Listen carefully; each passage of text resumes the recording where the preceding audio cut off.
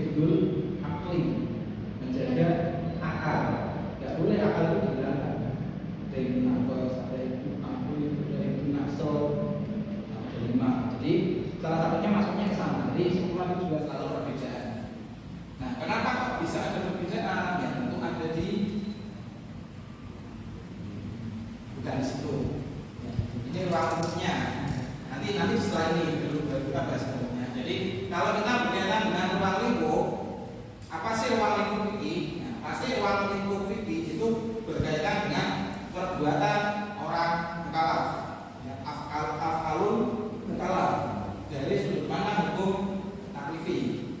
Itu kalau kita berbicara terkait dengan ruang lingkupnya. Jadi tidak membahas tentang perubahan itu, tidak membahas tentang satu. Oke, silakan. Ada yang mau menanggapi? Saya, Pak.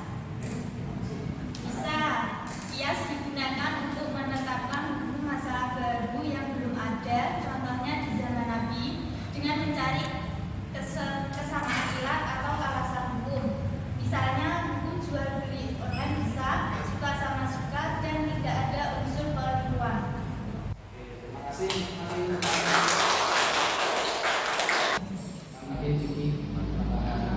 Kenapa kok perlu dipisah-pisah, tidak langsung global satu fikih? Nah, kira-kira kenapa? Oke, siapa ada yang mau menanggapi? Silakan, Pak Widya. Fikih ibadah dan muamalah itu menjadi faktor utama yang penting dalam kehidupan manusia. Fikih ibadah sendiri itu hubungan antara manusia dengan Allah, contohnya yaitu sholat, puasa, dan juga zakat, haji. Jika fikih muamalah itu hubungan antara sama manusia, contohnya itu seperti jual beli.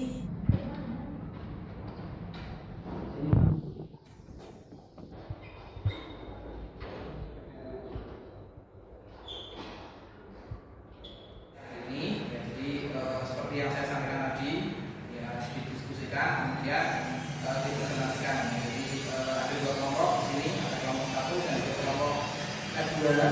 Silakan saya berikan waktu untuk kelompok 1 terlebih dahulu, ya, bisa disampaikan. Ya, saya persilakan untuk bisa berdiri. Silakan. Kepada saya, di sini saya sudah membuat sedikit catatan dari 2 ayat tersebut. Yang pertama yaitu wala taqrabuz zina innahu kana fahishatan wa sa'a sabila. Yang artinya yaitu janganlah kalian mendekati zina karena sudah zina itu kotor dan buruknya jalan. Yang maksudnya bahwa Allah itu melarang kita untuk berbuat zina, bahkan kegiatan-kegiatan atau hal-hal yang mendekati zina, misalkan melihat beda jenis dengan syahwat atau dengan nafsu, kemudian jalan-jalan tempat-tempat sepi sendirian, berduaan dengan bergandengan tangan, nah, itu tidak boleh. Kemudian interaksi bebas tanpa ada batas, tanpa ada sekat atau ada ya batas ini ya, yang bukan mahramnya, itu sangat tidak dibolehkan. Kemudian yang kedua yaitu wa aqimus sholata wa atuz zakata wa aqamul rafiqin. Itu adalah perintah dari Allah untuk seluruh umat muslim di dunia, bahwa kita diperintahkan untuk sholat, untuk zakat, dan juga rukuk bersama dengan orang-orang yang mukmin, dan itu adalah kewajiban untuk seluruh umat mukmin dimanapun berada. Itu aja dari kami. Terima kasih. Assalamualaikum warahmatullahi wabarakatuh. Waalaikumsalam warahmatullahi wabarakatuh. Oke, terima kasih perkuliahan pada siang hari ini. Jadi kita sudah belajar terkait dengan fikih yang sumber hukum Islam. Jadi mudah-mudahan pembelajaran pada siang hari ini menjadi ilmu yang bermanfaat dan bisa menunjang bagi kalian di masa yang akan datang.